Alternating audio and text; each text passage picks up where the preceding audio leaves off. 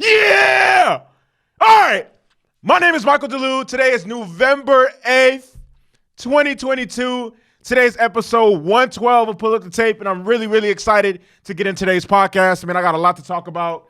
It's actually been a while. I feel like it's been a while since I recorded my last podcast. I've been doing all the reactions to my favorite teams and whatever the case may be. Very, very consistent on YouTube, but I gotta get this podcast cracking. All right, so man, yesterday I don't want to say I'm disappointed I missed this game, but it wasn't the best game anyways. I mean, if this wasn't the game that I'm telling my friends who I'm trying to convince to watch football and become a fan of the NFL to watch, but nevertheless, it is what it is. I'm always going to react to primetime games. The Baltimore Ravens defeated the New Orleans Saints 27-13, and this is now the Ravens' third win in a row. And I don't want to say it's very impressive because considering the fact that, you know, man, I have nothing but the utmost respect for teams that are able to get wins, and despite missing key players to what everyone fucking hates about sports is injuries. The Ravens are banged up. They have no Mark Andrews, no J.K. Dobbins. I think Devin Duvernay is out for the rest of the season. And it like that those are crucial pieces of the Ravens offense, but nevertheless, they were able to still come into the Bayou and then show up and show out. Lamar Jackson was 12 of 22, obviously pretty pedestrian for 133. He had 83 yards rushing, and you know, it wasn't the best performance by, you know, Lamar Jackson. I definitely have seen him perform in better situations. If I were to nitpick, I mean, he definitely missed some key throws, which, I mean, he does from time to time. I don't even want to say time to time. He does like damn near every single week. But nevertheless, I mean, a win is a win. A dub is a dub. They have a bye coming up. Their next game isn't until November 20th. November 20th is when Power! This is the big rich town! Hey! I just come from the poet's part! Comes back. So I'm really, really excited about that. Kenyon Drake has always been a baller. He had 93 rushing yards and 2 touchdowns. Roquan Smith, man, balled his ass off. He's going to be a difference maker for the Ravens defense. Definitely one of the acquisitions. I'm just like, man, I don't know about that. I don't know if the Bears should have traded him, but I mean, it is what it is. They couldn't come to a long-term agreement, so I get it. You know what I mean? You know, if it's hard to get a player to commit to you long-term, you ship him out of there and try to see what you can get for him. You know, you can never be mad at that, but I definitely feel like certain defensive, if you have elite defensive linebackers who like, man, it's just, man, as the game continues to evolve and grow, having elite players on the defensive end that can stop offenses in crucial situations is, bro, they're man, hey man, you got one, hold on to him. Justin Houston had 2.5 sacks yesterday, and this is his 6th game with the Ravens. He's now now he has 6. This is his 6th game with the Ravens, and now he has 6 sacks. And now he's well on pace to get double-digit sacks for the Ravens. And the last time they had someone do that was Terrell T. Sizzle Suggs, member of Balso Hard University, Arizona State. Forks up Sun Devils in this bitch. And he was the last person to do that for the Ravens in 2017. And as a result of this, like I said, this is the Ravens' 3rd win in a row. They're now sitting at 6-3, one of the you know, at the top tier of the AFC. And as a result of this, man, they could go on a run that could honestly end up leading with them being the number 1 seed in the AFC. Like their next 5 games, they play the terrible Panthers. They play my Jaguars, who's going to give them a good game. They play the Broncos, the Steelers, and the Browns. These are all teams that are under 500. So, I mean, very, very, very favorable matchup. I mean, and then they're going to play the Steelers twice. They're going to play the Browns twice. A lot of the teams that they're playing towards the end of the stretch of their schedule, not really, really good teams, not teams that anyone should be fearful of or whatever the case may be. But, I mean, if the Ravens go – and then as they're going to continue to get healthy, Mark Andrews is going to come back. He takes their offense to a completely different level. J.K. Dobbins takes their offense to a completely different level. So, I mean, I look forward to the Ravens getting healthier and because – I mean, at the end of the day, their ceiling is still a playoff team that can make noise. That's always going to be the Ravens' ceiling, as long as they have Lamar Jackson and a competent defense, which is what they have. They've had for a long time, and they're going to continue to have. So, I mean, the Ravens do what the Ravens do. Let me talk about the Saints.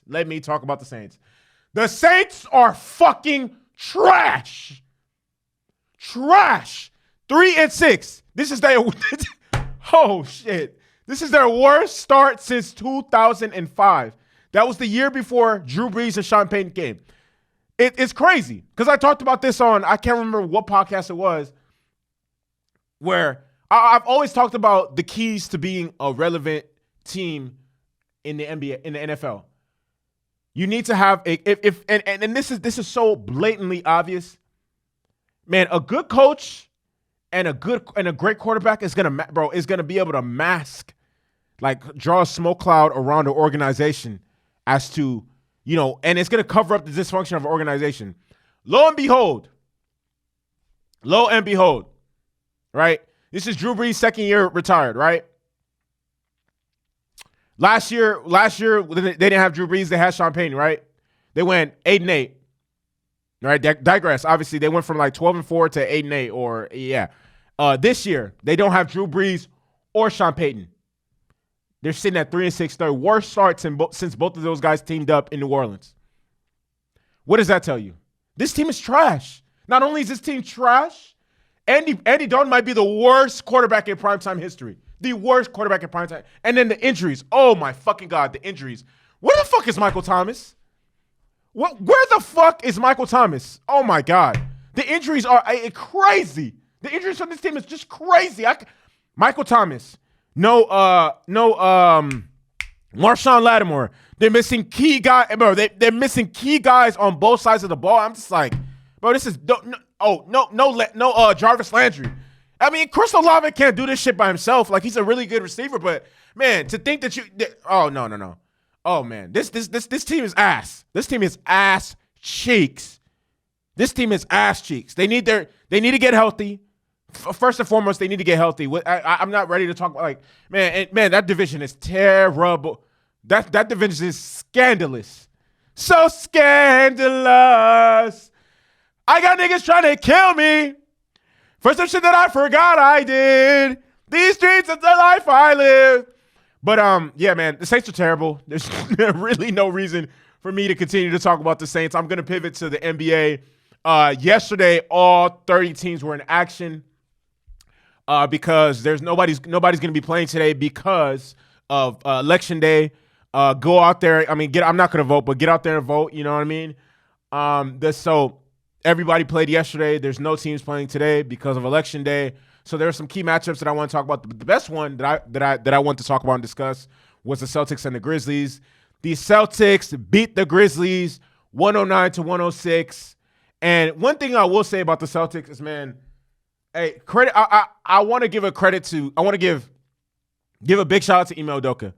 Man, this guy's fingerprint and blueprint is still written all over the Celtics team even today. He's not there anymore, but it's still written all over the team till today. Till today, it's still written all over the Celtics team. They still have the same gritty, grind, defensive-minded, like just pit bull mentality on that end of the floor, man. The Celtics are not going to be bullied by anyone on the bro. Defensively, they're going to stand up and strap anyone. And you seen it yesterday. They won 109-106. The Celtics still have that tough-nosed defensive mentality, and it's not going anywhere. And Joe Mazzulla, who's a disciple of Ime Udoka, is going to continue to carry that on, man. The Celtics look amazing. Yesterday, with their defensive mentality, they made it tough for the others. Obviously, Ja Morant had 30. He going to get his. Josh going to get his. He's going to get his. But Dylan Brooks, 6 of 17, 13 points. That's not efficient. That's not going to cut it. Not only is that not good enough, that's fucking terrible. Desmond Bane, he had 19 points, but he struggled from three. He's a sniper from three. Yesterday, he was 2 of 6. And the second three, he didn't hit until like the last minute of the game. Jason Tatum, man, Jason Tatum has gotten better every single year he's been in the NBA. Every single year. He's a fucking animal. 39 for this is what I love. I love when big time when players, and this is what I mean by players don't show up for big whatever. Draymond talked about this on the shop. It's hard for him to get up against weak teams in the middle. But hey, wait, if you can't get up to play a good team, like come on now, this is what I love. We love this. This is the essence of basketball, of sports in its purest form. You have two good teams playing against each other. You have one alpha. Oh yeah, let's get it on. Oh hey, on that dead homies, let's get it in. So seeing Jason Tatum go out there and show the fuck out, he had 39 points, and seeing Ja Morant show out, he had 30. This is what I love to see. Jason Tatum showed out. He came out with anytime Jason Tatum plays a playoff team, no matter what conference he's like, nigga, I'm gonna step on the court and I'm gonna be the best nigga on this bitch. And you can see it. You can see it in the way he was playing, nigga. He dunked the ball. He starts screaming like, ah, nigga, what? Nigga, getting out, bro. He hitting big threes, chunking it up, nigga. Hey, we are outside. We are outside. So I loved every second of it. I want to give credit to Al Horford because every single time that the Grizzlies made a run, he stepped up and he made a big shot. Marcus Smart, this is his second game in a row, averaging what double-digit assists. He had 12 and only had two turnovers. Malcolm Brogdon, he had 12 points, 8 rebounds, finding various ways to impact. Man, I'm telling y'all, this Celtics team is better than last year's team. This Celtics team is even scarier. Adding Malcolm Brogdon, like they're essentially trading Malcolm Brogdon's minutes they're trading Peyton Pritchard's minutes for Malcolm Brogdon. Malcolm Brogdon is way better than him. And then, man, hey, the league is lucky Danilo Gallinari got hurt. Because, man, the Celtics are going to be very, man, I already can't wait to the playoffs, man. And this shit is ridiculous, man. Oh, I can't wait to the playoffs, man. These year's playoffs is going to be something with a capital S. Something. Overall, it was a really good game. Josh showed out. It was in Memphis too. And man, this is what I live for, man. We love the primetime games. We love the games where two dogs are gonna go at it. We just love that. I love the game. I love it. So with that being said, credit to both teams for playing their heart out, for showing out. I mean, this is what I love to see. And the last thing I want to talk about in today's podcast, man, the champions! The champions! That's my rendition of the Champions League song. So yesterday was a Champions League draw, and I was up at 3 in the fucking morning to watch that shit, man. Because one thing about your boy is, you feel me? I'll fuck with the football, nigga. I'll fuck with the European football. Michael is a junkie for the football. So I'm gonna go through the matchups in the draw as it happened. RB Leipzig are facing Manchester City. I think that's going to be a very entertaining matchup and draw. Club Brugge will be playing Benfica. One of the ones I'm really, really excited to see is Liverpool versus Real Madrid. I know Liverpool. And then here's the great thing about these draws. They're not gonna take place until February. So as of right now, Liverpool aren't in the best shape in terms of in the league. But I mean, they were able to make it out of their group. Because they're still a good team at the end of the day. I mean, their last game they beat Tottenham in Tottenham Stadium, and hopefully, I mean, then this is a rematch. This is a rematch of last year's final. Jurgen Klopp, I definitely feel like he'll have a point to prove because he has not beaten Real Madrid since he's gotten to Liverpool. In 2018, they lost to Real Madrid in the Champions League final when Mo Salah got hurt, and which caused him to miss the start of the 2018 World Cup. And last year they didn't beat them in the final, so they got a rematch 4 years later in the final. Didn't make it happen, and now this time they're playing them in the round of 16. So we'll see how that's going to shake up. I mean, Real Madrid is still an elite team, I know because they knocked my team out, and I mean we knocked them out the year before that. I don't really care who we play. I don't really care who comes out of this matchup. I just want to see good football. And if I being a Chelsea fan, I'd be happy to play either of these teams. Like let me not even talk about Chelsea right now. AC Milan is playing Tottenham. I honestly think AC Milan is gonna get them. Frankfurt is playing Napoli. Another good matchup. Borussia Dortmund is playing my team, Chelsea. London is blue. Another great matchup. And then Inter Milan is playing Porto. Great matchup. PSG is playing Bayern. Oh man, I can't wait to watch that. That's a rematch from the 2020 Champions League final, which PSG ended up losing 1-0 to Bayern. And this draw right here is exactly what happens when a good team doesn't, so who's in PSG's group? I think it was it Benfica? Was it Benfica? I think it was Benfica. It was either Benfica or Porto. Yeah, I think it was either Benfica or Porto. But yeah, like this is exactly what, and even Real Madrid, even Liverpool too. This is exactly what happens when Team 1 pots don't win their group. You don't win your group, you're gonna have to play a fucking hard ass, a really really difficult matchup in the round of 16. And because of this, we're gonna see two really really big teams exit the round of 16, and then it's gonna be 8 teams left. And I mean, winner take all, whatever case. But hey, man, I'm really, really, really excited about this, man.